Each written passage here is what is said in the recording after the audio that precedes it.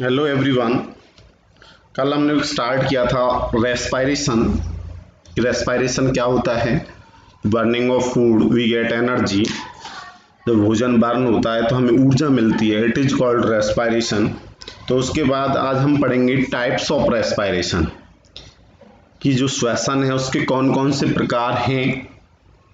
Two types of respiration, जिसमें पहला है एरोबिक रेस्पायरेशन। एरोबिक का मतलब होता है वायवीय श्वसन। वायवीय का मतलब है जो श्वसन ऑक्सीजन की प्रेजेंस में होता है, उपस्थिति में होता है, उसे कहते हैं aerobic respiration. The respiration which uses oxygen is called aerobic respiration. In aerobic respiration जो ग्लूकोज होता है, ग्लूकोज जो फूड होता है वो कंप्लीटली ब्रोकन हो जाता है, टूट जाता है into carbon dioxide and water. Carbon dioxide में और वाटर में, किसके द्वारा? By oxidation. तो ये क्या है? एरोबिक रेस्पायरेशन है। Aerobic respiration produces a considerable amount of energy, बहुत बड़ी मात्रा में ऊर्जा उत्पन्न होती है फॉर यूज, जिसका हम भी उपयोग करते हैं by the organism which get stored, जो हमारे शरीर में स्टोर हो जाती है in the form of ATP molecules. तो ये क्या है?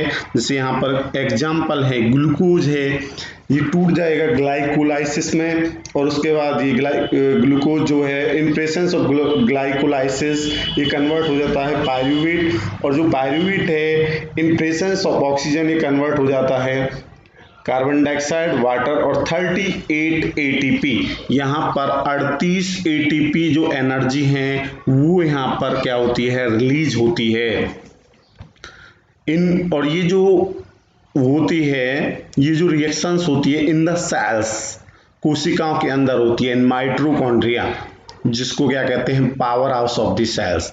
शरीर का कोशिका घर के पावर हाउस, जो कोशिका है उसका, उसको शक्ति घर कहते हैं एक तरह से। During aerobic respiration, aerobic respiration के दौरान क्या होता है? जो वन मॉलिक्यूल्स होता है ऑफ ग्लूकोज, एक जो मॉलिक्यूल है ग्लूकोज का वो प्रोड्यूस करता है 38 ATP energy rich ATP molecules. यहाँ पर 38 energy ATP rich ATP molecules क्या होते हैं? ग्लूकोज के एक मॉलिक्यूल से प्रोड्यूस होते हैं इन एरोबिक रेस्पायरेशन। और जो माइटोकॉन्ड्रिया होता है, जिसको power house of the cell कहते हैं, आर द साइट्स, वो स्थान है जहां पर एरोबिक रेस्पायरेशन होता है इन द सेल्स, कोशिकाओं में।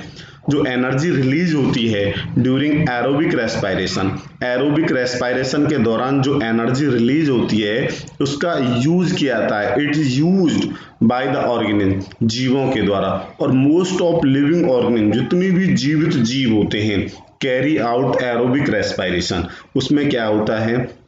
ज्यादातर क्या होता है सभी में कि एरोबिक रेस्पायरेशन होता है। जैसे फॉर एग्जांपल, जैसे ह्यूमन है, डॉग है, कैट है, लॉयन है, एलिफेंट्स हैं, और भी बहुत सारे एनिमल्स हैं जिनमें क्या होता है? एरोबिक रेस्पायरेशन होता है, जो इन प्रेजेंस ऑफ ऑक्सीजन क्या करते हैं? रेस्पायर करते हैं, श्वसन करते हैं, और जो फूड होता है उसको बर्न करके एनर्जी में कन्वर्ट करते हैं। और जो एनर्जी होती है वो उस बॉडी के अंदर क्या हो जाती है? स्टोर हो जाती है, और किसके रूप में? एटीपी मॉलिक्यूल्स के रूप में।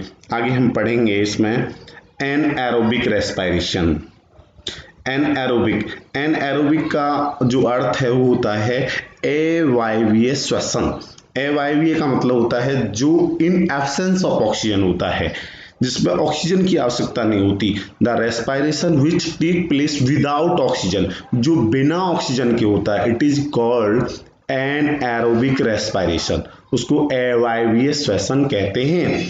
जो माइक्रोस्कोपिक ऑर्गेनिज्म होते हैं, लाइक जैसे यीस्ट है एंड सम अदर बैक्टीरिया, कुछ अन्य बैक्टीरिया होते हैं जो ऑब्टेन एनर्जी, जो ऊर्जा प्राप्त करते हैं बाय एनएरोबिक रेस्पायरेशन। इन एनएरोबिक रेस्पायरेशन जो माइक्रो ऑर्गेनिज्म होते हैं, लाइक जैसे यीस्ट है, वो क्या होता है? ब्रेक डाउन हो जाता है, टूट जाता है glucose into ethanol and carbon dioxide and release energy. और इस प्रकार इससे क्या होती है? ऊर्जा मुक्त होती है। जैसे ग्लूकोज है in presence of glycolysis pyruvate में कन्वर्ट हो रहा है, और इन एब्सेंस ऑफ ऑक्सीजन, यहाँ एब्सेंस ऑफ ऑक्सीजन तो ये किस में कन्वर्ट हो रहा है, इथानॉल में कन्वर्ट हो रहा है, कार्बन डाइऑक्साइड गैस उत्पन्न हो रही है, और स्मॉल अमाउंट ऑफ एनर्जी यहाँ पर रिलीज होती है 2 ATP। वहाँ पर 1 मॉलिक्यूल्स ऑफ ग्लूकोज जो होता है वो 38 ATP एनर्जी रिलीज करता है। 38 ATP जो मॉलिक्यूल्स होते हैं एनर्जी के, उसको रिलीज करता है 1 molecules of glucose in aerobic respiration, but during an aerobic respiration only small amount of energy release। इसमें जो ग्लूकोज होता है 1 molecule of glucose produces only 2 rich ATP molecules. A few organism such as yeast plants, certain bacteria can obtain energy from food in absence of oxygen. ये absence of oxygen की, उसमें oxygen की अनुपस्थिति में ही भोजन प्राप्त करते हैं by the process of anaerobic respiration. जैसे एग्जांपल हैं सिंगल सेल्ड या नॉन ग्रीन प्लांट्स जो होते हैं, जिसको यीस्ट वगैरह कहते हैं, ये लिव रह सकते हैं विदाउट ऑक्सीजन, बिना ऑक्सीजन के। एंड जो एरोबिक रेस्पिरेशन होता है take place in our muscles, ये हमारी मांसपेशियों में होता है ड्यूरिंग विगोरस फिजिकल एक्सरसाइज। कई बार शारीरिक जो हम अभ्यास करते हैं, when oxygen gets used up faster, जब हमारे शरीर को क्या है ज़्यादा ऑक्सीजन की आवश्यकता होती है और वो सफिशिएंट ऑक्सीजन हमारी बॉडी को नहीं मिल पाती इन द मसल सेल्स, तो then can be supplied by the blood. तो इसमें क्या है, जो एनएरोबिक रेस्पिरेशन है, इसमें जब उस कंडीशन में क्या होता है, उस कंडीशन में जो ग्लूकोज होता है वो पायरूवेट में कन्वर्ट होगा और इन एब्सेंस ऑफ ऑक्सीजन वो लैक्टिक एसिड में कन्वर्ट हो जाता है। तो when anaerobic respiration take place in human muscles, जब क्या होता है एनएरोबिक रेस्पिरेशन होता है, इसमें इन ह्यूमन मसल्स, मांसपेशियों में, मानव की मांसपेशियों में, देन जो ग्लूकोज होता है वो कन्वर्ट इनटू लैक्टिक एसिड, वो लैक्टिक एसिड में कन्वर्ट हो जाता है with release of small amount of energy, और बहुत कम मात्रा में ऊर्जा। जब आप कोई भी हैवी एक्सरसाइज करते हैं, हैवी एक्सरसाइज के दौरान क्या होता है, आपके शरीर को ज़्यादा एनर्जी की आवश्यकता होती है और वो पर्याप्त एनर्जी उसको मिल नहीं पाती।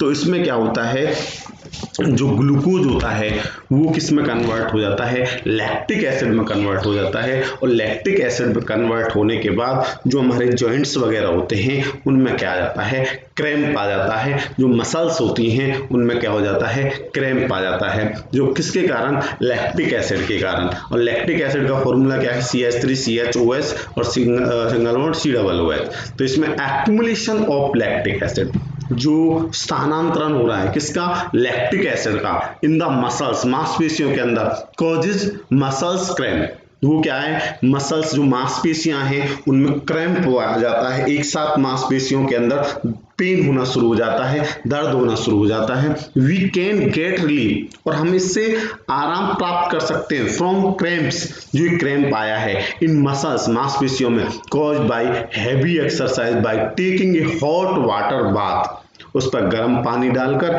या मसाज वगैरह हम उस पर करके क्या कर सकते हैं, उस क्रैम्प से छुटकारा पा सकते हैं।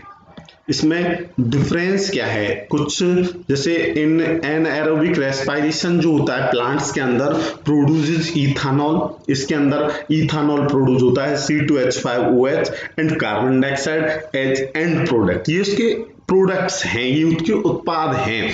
और एनएरोबिक रेस्पिरेशन जब एनिमल्स में होता है तो muscles tissue produce lactic acid as the end product, तो वहां पर लैक्टिक एसिड जो होता है वो क्या होता है, उसका प्रोडक्ट है।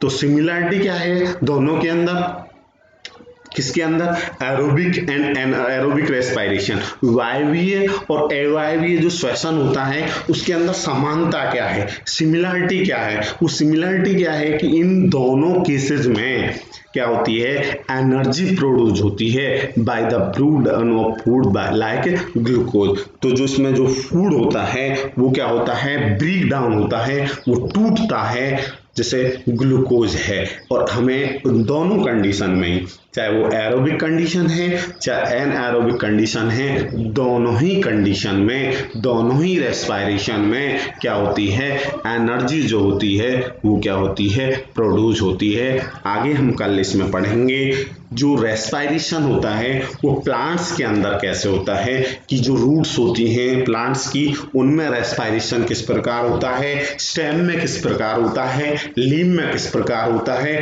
और उसके बाद जो एनिमल्स होते हैं जैसे फिश है उसमें किस प्रकार रेस्पायरेशन होता है। इसी प्रकार हम आगे पढ़ेंगे और इसमें जो हमारा रेस्पायरेशन का लास्ट टॉपिक रहेगा उसमें जो रेस्पायरेशन है ह्यूमन बींग्स, जो मानव है, मानव में श्वसन किस प्रकार होता है, मानव में जो एनर्जी है वो किस प्रकार मिलती है, और जो फूड है वो किस प्रकार बर्न होता है।